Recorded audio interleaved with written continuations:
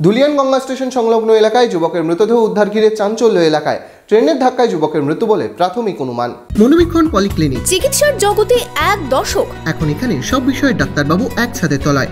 Phone করুন 7477799515 এই নম্বরে।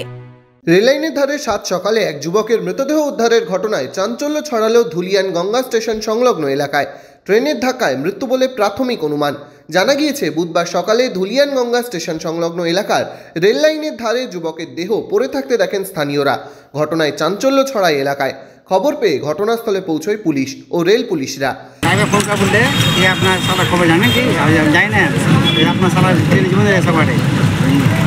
কবে কবে হয়েছিল? আজকে ধুলিয়ান গঙ্গা রেল স্টেশনে কটা নাগাদ জানতে পারলেন? 7টার সময় সকালে দেখুন কি পড়ে আছে এখানে। কোথায় এটা? এই মহিদুর পাজা করে রেল ধারে। কি জায়গাটার নাম কি?